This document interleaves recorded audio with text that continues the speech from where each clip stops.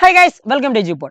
+1 സ്റ്റാറ്റിസ്റ്റിക്സിലെ first chapter statistics scope and development. ഈ ചാപ്റ്ററിൽ നിന്ന് നിങ്ങൾ എന്തായാലും പഠിച്ചിരിക്കേണ്ട ചോദ്യങ്ങളാണ് നമ്മൾ ഈ ഒരു വീഡിയോയിൽ ഡിസ്കസ് ചെയ്യുന്നത്. ഈ ചോദ്യങ്ങൾ നിങ്ങൾ കൃത്യമായിട്ട് പഠിച്ചിരിക്കണം, വളരെ ഇമ്പോർട്ടന്റ് ആയിട്ടുള്ളതാണ്. അങ്ങനെയാണ് ഫസ്റ്റ് ക്വസ്റ്റ്യൻ നോക്കിക്കേ. Write a short note on any applied branch of statistics. സ്റ്റാറ്റിസ്റ്റിക്സിന് പ്രധാനമായിട്ടും നമുക്ക് പഠിക്കാനുള്ള 3 അപ്ലൈഡ് ബ്രാഞ്ചസ് ആണുള്ളത്. ഒന്ന് ആക്ച്വറിയൽ സയൻസ്, രണ്ടാമത്തത് ബയോ സ്റ്റാറ്റിസ്റ്റിക്സ്, മൂന്നാമത്തത് അഗ്രികൾച്ചറൽ സയൻസ്. അപ്പോൾ മൂന്നിനെ പറ്റിയും കൃത്യമായിട്ട് നിങ്ങൾക്ക് ഒരു ധാരണ വേണം. ചിലപ്പോൾ ഇതിന് ഓരോന്ന് നിങ്ങളോട് ഡിഫൈൻ ചെയ്യാനോ അല്ലെങ്കിൽ അതിനെപ്പറ്റി ഷോർട്ട് നോട്ട് ചെയ്താനോ പറയും. എന്താ ആക്ച്വറിയൽ സയൻസ് എന്ന് പറഞ്ഞിട്ടുണ്ടെങ്കിൽ ഒന്നുമില്ല, നമ്മൾ സ്റ്റാറ്റിസ്റ്റിക്സും അതേപോലെ തന്നെ മാത്തമാറ്റിക്സും ഒക്കെ യൂസ് ചെയ്തുകൊണ്ട് ഫിനാൻസ്, ഇൻഷുറൻസ് മേഖലകളിലെ റിസ്കുകളെ പറ്റി പഠിക്കും. എന്നിട്ട് നമ്മൾ അതിനെന്ത് ചെയ്യും, അത് ഡിഫൈൻ ചെയ്ത് അനലൈസ് ചെയ്ത് അതിന് നമ്മളൊരു സൊല്യൂഷൻ ഫൈൻഡ് ചെയ്തെടുക്കും. അത് നമ്മൾ സ്റ്റാറ്റിസ്റ്റിക്സ് യൂസ് ചെയ്തുകൊണ്ടാണ് ചെയ്യുന്നത്. ആ ഒരു സയൻസിന് പറയുന്ന പേരാണ് ആക്ച്വറിയൽ സയൻസ് എന്ന് പറയുന്നത്. എന്താണ് ആക്ച്വറിയൽ സയൻസ്? അപ്പോൾ ഇത്ര മാത്രം ആലോചിച്ച് വെച്ചാൽ മതി. ഇൻഷുറൻസ്, ഫിനാൻസ് സെക്ടറുകളിലുള്ള റിസ്കുകളും കാര്യങ്ങളും പ്രശ്നങ്ങളും ഒക്കെ പഠിച്ചിട്ട് അതിന് സൊല്യൂഷൻ പറഞ്ഞു കൊടുക്കുന്ന ആ ഒരു ഏരിയ ആണ് എന്ത് ആക്ച്വറിയൽ സയൻസ് എന്ന് പറയുന്നത്. സിമ്പിളാണ്. രണ്ടാമത്തത് ബയോ സ്റ്റാറ്റിസ്റ്റിക്സ്. ബയോ സ്റ്റാറ്റിസ്റ്റിക്സ് എന്ന് പറഞ്ഞാൽ ബയോളജിയുമായിട്ട് റിലേറ്റ് ചെയ്തിരിക്കുന്നത്. അതായത് സിമ്പിൾ ആയിട്ട് പറയുകയാണെങ്കിൽ ഇത്രയേ ഉള്ളൂ. Health related fields, medicine, biology, public health, ഈ കാര്യങ്ങളിലൊക്കെ ഇതിന്റെ റിസർച്ച് സംഭവം അതിനുമായിട്ട് ബന്ധപ്പെട്ട പല സംഭവങ്ങൾക്കും നമ്മൾ എന്ത് ചെയ്യാറുണ്ട്, സ്റ്റാറ്റിസ്റ്റിക്സ് യൂസ് ചെയ്യാറുണ്ട്. സോ ബയോ സ്റ്റാറ്റിസ്റ്റിക്സ് എന്ന് പറയുന്നത് ബയോളജിക്കൽ ഫീൽഡിൽ നമ്മൾ സ്റ്റാറ്റിസ്റ്റിക്സ് യൂസ് ചെയ്യുന്നതിനാണ്. അപ്പോൾ ഈസിയാണ്, വളരെ ബുദ്ധിമുട്ടൊന്നും ഇല്ലാത്ത ഈസി ആയ സിമ്പിൾ ആയുള്ള കാര്യമാണ്. അപ്പോൾ അതൊന്നും ആലോചിച്ച് വെക്കുക കേട്ടോ.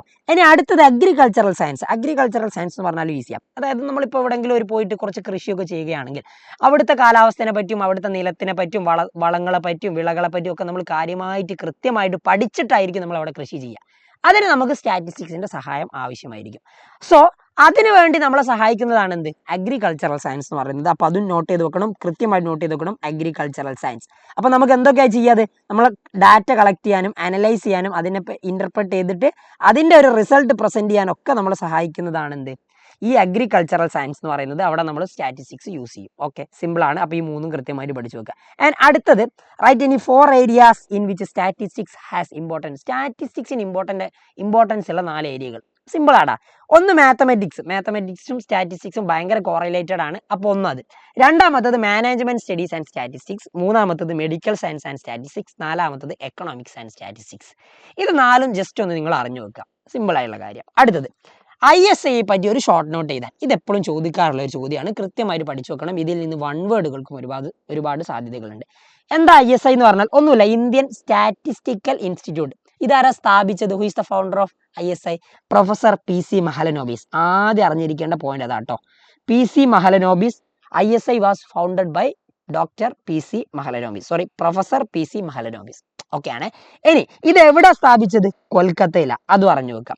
അപ്പൊ എന്തിനാ ISI സ്ഥാപിച്ചത്? ഒന്നുമില്ലടാ, നമ്മുടെ രാജ്യത്തുള്ള ഈ സ്റ്റാറ്റിസ്റ്റിക്സ്, സോഷ്യൽ സയൻസ് സംബന്ധമായ സബ്ജക്റ്റുകളുടെ റിസർച്ച്, ടീച്ചിങ് ഒക്കെ പ്രോത്സാഹിപ്പിക്കാൻ വേണ്ടിയിട്ടാണ് ആക്ച്വലി എന്ത് സ്ഥാപിച്ചത്? ISI സ്ഥാപിച്ചത്. എവിടെയാണ്? കൊൽക്കത്തയിൽ. ആര് സ്ഥാപിച്ചു? Professor PC Mahalanobis. എന്നായിരുന്നു നമ്മൾ ഇന്ത്യൻ നാഷണൽ സ്റ്റാറ്റിസ്റ്റിക് ഡേ ആയിട്ട് ഒബ്സർവ് ചെയ്യുന്നത് എന്നാണെന്നും ചോദിക്കാറുണ്ട്. ജൂൺ 29.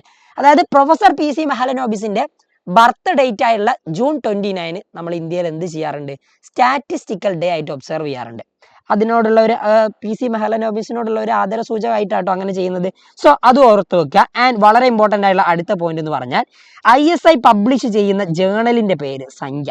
ഓക്കെ, അപ്പൊ ഇത്രയും കാര്യങ്ങൾ നിങ്ങൾക്ക് ISI പറ്റി ഓർമ്മ വേണം. Okay, ready. ഇനി അടുത്തത് NSSO, national sample survey office. വളരെ ഇമ്പോർട്ടൻ്റ് ആയിട്ടുള്ളതാണ്. ഇതിൽ നിങ്ങൾ എന്തായാലും പഠിച്ചിരിക്കേണ്ട ഒരു പോയിന്റ് ആണ് ഇത്. Regular socio economic surveys. നമ്മുടെ രാജ്യത്തുള്ള റെഗുലർ ആയിട്ടുള്ള സോഷ്യോ എക്കണോമിക് സർവേസ് കണ്ടക്ട് ചെയ്യുന്നത് ആരാണ്? NSSO ആണ്. ഇത് നമ്മുടെ ministry of statistics of government of India, ഇതിന്റെ അണ്ടറിൽ വരുന്നതാണ്. NSSOന്റെ ഫുൾ ഫോം ആലോചിച്ച് നോക്കണം. National sample survey office. അപ്പോൾ രാജ്യത്തുള്ള സോഷ്യോ എക്കണോമിക് സർവേ കണ്ടക്ട് ചെയ്യുന്നത് NSSO ആണ്. സ്ഥാപിച്ചത് 1950. ഓക്കെയാണ്, പ്രശ്നമൊന്നുമില്ല.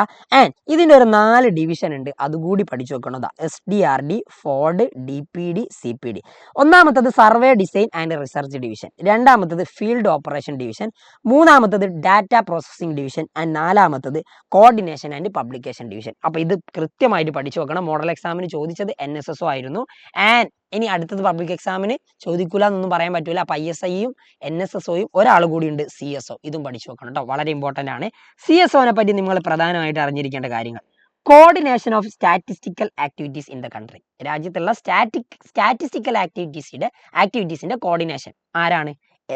CSO ആണ്. CSOന്റെ ഫുൾ ഫോം ആലോചിച്ച് വെക്കണം. സെൻട്രൽ സ്റ്റാറ്റിസ്റ്റിക്കൽ ഓഫീസ് കേട്ടോ, സെൻട്രൽ സ്റ്റാറ്റിസ്റ്റിക്കൽ ഓഫീസ്. ഇനി അതേപോലെ തന്നെ സ്റ്റാറ്റിസ്റ്റിക്കൽ സ്റ്റാൻഡേർഡ് മെയിൻറ്റെയിൻ ചെയ്യുന്നതും ആരാ? CSO ആണ്. ഇനി അതേപോലെ തന്നെ ഏറ്റവും ഇമ്പോർട്ടൻ്റ് ആയിട്ടുള്ള വേറൊരു പോയിന്റ് എന്ന് പറയുന്നത് ഇതാണ്, conduct annual survey of industries and economic census. Economic സെൻസസുകളും അതേപോലെ ഇൻഡസ്ട്രീസിന്റെ ആനുവൽ സർവേസും അത് കണ്ടക്ട് ചെയ്യുന്നത് ആരാണ്? നമ്മുടെ CSO.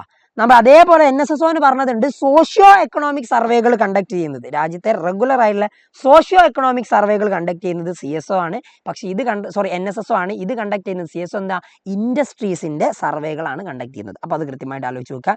പിന്നെ നിങ്ങൾ ആലോചിച്ച് വെക്കേണ്ടത്, ഒരു ഡയറക്ടർ ജനറൽ ഉണ്ടാവും CSOക്ക്, അടിയിൽ അസിസ്റ്റന്റ് ആയിട്ട് 5 അഡീഷണൽ ഡയറക്ടർ ജനറൽമാരും ഉണ്ടാവും. അതും കൂടി ആലോചിച്ച് വെക്കേണ്ട പോയിന്റ് ആണ്. ഇനി അടുത്തത് ഇതിന്റെ ആസ്ഥാനം, ഇത് ചോദിക്കാറുണ്ട് കേട്ടോ. CSO ലൊക്കേറ്റഡ് ഇന്ന് പറഞ്ഞിട്ട് ചോദിക്കാറുണ്ട്. ഇത്ര മാത്രം എഴുതിയാൽ മതി, New Delhi. CSO located in New Delhi. കൂടെ ഇതുകൂടി എഴുതി കൊടുത്താൽ നല്ലത്, സർദാർ പട്ടേൽ ഭവൻ, പാർലമെന്റ് സ്ട്രീറ്റ്, ന്യൂഡൽഹി. ഇനി അടുത്തത് CSOയുടെ സ്റ്റാറ്റിസ്റ്റിക്സ് വിങ് എവിടെയാണെന്ന് ചോദിക്കാറുണ്ട്. Statistic wing of CSO locate ചെയ്യുന്നത് എവിടെയാ? കൊൽക്കത്ത. ഇനി കമ്പ്യൂട്ടർ സെന്റർ എവിടെയാണെന്ന് ചോദിക്കാറുണ്ട്. RK പുരം, ന്യൂഡൽഹി. നോക്കണേ, കമ്പ്യൂട്ടർ സെന്റർ RK പുരം, ന്യൂഡൽഹി. അപ്പൊ ഇത്രയും കാര്യങ്ങൾ CSO പറ്റി പഠിച്ചു വെക്കുക. സിമ്പിൾ ആയിട്ടുള്ളതാണ്. നിങ്ങൾക്ക് പബ്ലിക് എക്സാമിന് ചോദിക്കാൻ ഏറ്റവും കൂടുതൽ ചാൻസ് ഉള്ളത് CSO ആണ്. ഇനി അടുത്തത് നോക്കിയേ. അടുത്തത് ഇനി കുറച്ച് വൺ വേർഡ് ആണ് ഈ ചാപ്റ്ററിൽ നിങ്ങൾ നിർബന്ധമായിട്ടും പഠിച്ചിരിക്കേണ്ട ഒരു സിമ്പിൾ ആയിട്ടുള്ള കുറച്ച് വൺ വേർഡ്.